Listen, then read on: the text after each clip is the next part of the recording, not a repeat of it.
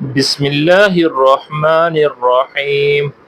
میرے محترم بھائیوں، بزرگوں اور دوستوں، میری اور آپ کی بلکہ ساری دنیا کے انسانوں کی کامیابی اللہ رب العزت نے دین میں رکھی ہے۔ دین کی بنیاد ہے لا الہ الا اللہ محمد الرسول اللہ۔ اس کلمے کا معنی ہے کہ اللہ کے سوا کوئی عبادت کے لائق نہیں اور حضرت محمد صلی اللہ علیہ وآلہ وسلم اللہ کے رسول ہیں۔ اس کلمے کا مقصد اللہ سے سب کچھ ہونے کا یقین ہمارے دلوں کے اندر آ جائے اور مخلوق سے کچھ نہ ہونے کا یقین ہمارے دلوں کے اندر آ جائے، نبی کے طریقوں پر چل کر کامیابی کا یقین اور غیروں کے طریقوں پر چل کر ناکامی کا یقین ہمارے دلوں کے اندر آ جائے۔ کلمے کی فضیلت: ایک 100 سالہ کافر اگر اخلاص کے ساتھ اس کلمے کو پڑھ لے تو اس کے پچھلے تمام گناہ معاف ہو جائیں گے۔ اگر وہ فوت ہو گیا تو وہ جنت میں داخل ہو جائے گا۔ اگر ہم نے یہ کلمہ پڑھا ہے تو ہم پر اللہ کے تمام احکامات فرض ہو جاتے ہیں۔ نماز دین کا ستون ہے۔ نماز مومن کی معراج ہے۔ نماز شیطان کا منہ کالا کرتی ہے۔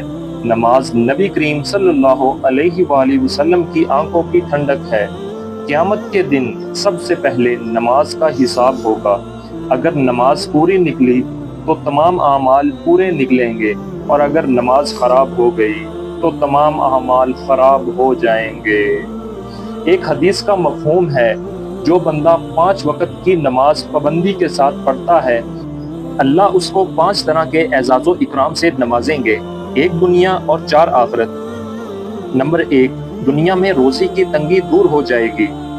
آخرت میں قبر کا عذاب نہیں ہوگا۔ نامہ اعمال دائیں ہاتھ میں ملے گا۔ پل صراط سے بجلی کی طرح گزرے گا۔ بغیر حساب کتاب جنت میں داخل ہوگا۔ علم اور ذکر: اتنا علم حاصل کرنا ہر مرد عورت پر فرض ہے کہ 24 گھنٹے کی زندگی اللہ کے حکموں اور نبی کریم صلی اللہ علیہ وآلہ وسلم کے طریقوں کے مطابق گزار سکے۔ مال فرعون، قارون، نمرود کی میراث ہے اور علم انبیاء کی میراث ہے۔ حدیث کا مفہوم ہے کہ جو بندہ ایک آیت قرآن کی سیکھ لے، اللہ اس کو 100 نفلوں سے بڑھ کر ثواب دیں گے، اور جو بندہ ایک بات علم کی سیکھ لے، اللہ اس کو 1000 رکعت نفل سے بڑھ کر ثواب دیں گے۔ ذکر کرنے والا زندوں کی طرح ہے اور ذکر نہ کرنے والا مردوں کی طرح ہے۔ جنت کے 8 دروازے ہیں، ایک دروازہ خاص ذاکرین کے لیے ہے۔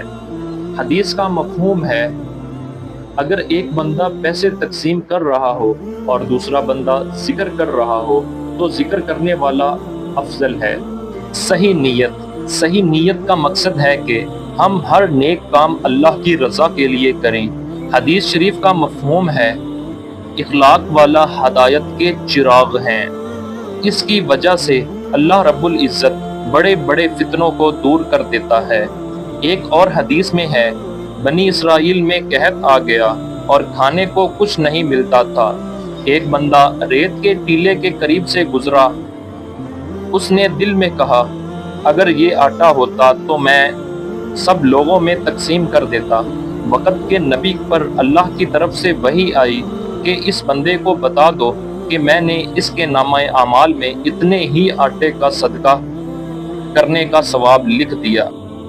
اکرام مسلم کا مقصد ہے کہ ہم اپنے حقوق کے ساتھ ساتھ دوسرے مسلمانوں کے حقوق بھی ادا کریں۔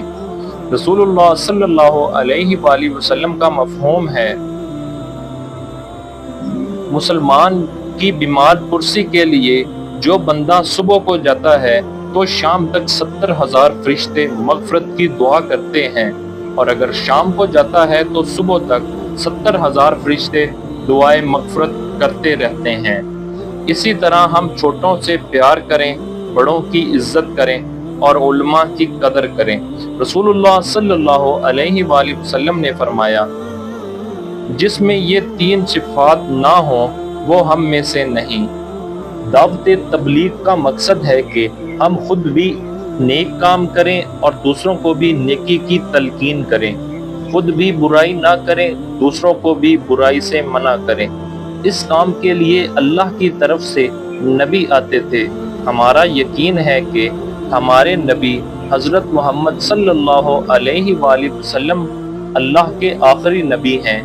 آپ کے بعد کوئی نبی نہیں آنے والا، اور یہ نبوت کا کام اللہ رب العزت نے آپ صلی اللہ علیہ وآلہ وسلم کی امت کے ذمے لگایا ہے۔ اسی وجہ سے اللہ رب العزت نے قرآن پاک میں اس امت کی تعریف فرمائی کہ تم بہترین امت ہو، کیونکہ تم لوگوں کی بھلائی کے لیے نکالے گئے ہو۔ تم لوگوں کو نیکی کا حکم دو گے اور برائی سے منع کرو گے۔ میرے پیارے بھائیوں اور عزیز دوستو، قرآن کی اس آیت سے معلوم ہوتا ہے کہ تبلیغ کا کام صرف ثواب نہیں بلکہ ہماری ذمہ داری بھی ہے۔ اس کو سیکھنا بھی ہے، سکھانا بھی ہے اور آگے ساری دنیا تک پہنچانا بھی ہے۔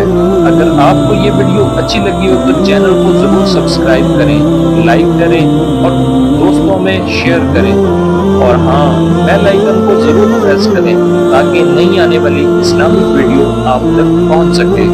جزاک اللہ خیرا۔